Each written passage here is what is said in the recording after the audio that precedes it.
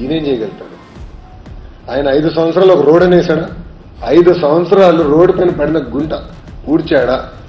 అరే గుంటలు పూడ్చలేనాడు plan B, plan C, plan D అంటే ఎవడు నమ్ముతాడు?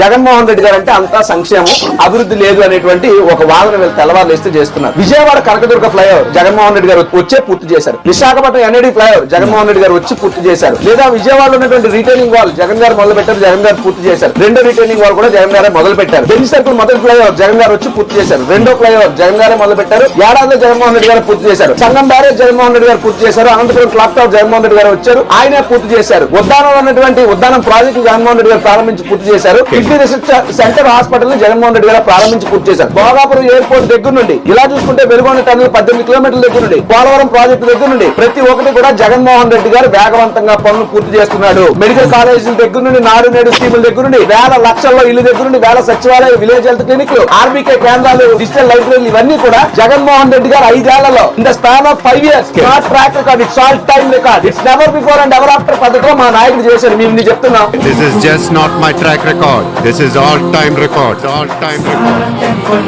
చెప్పండి. అలాగో 10 నాకు రాజీవ్ గారు మాట్లాడుతుంటే చాలా ఇంకేం మాట్లాడాలో అర్థం కావట్లేదు.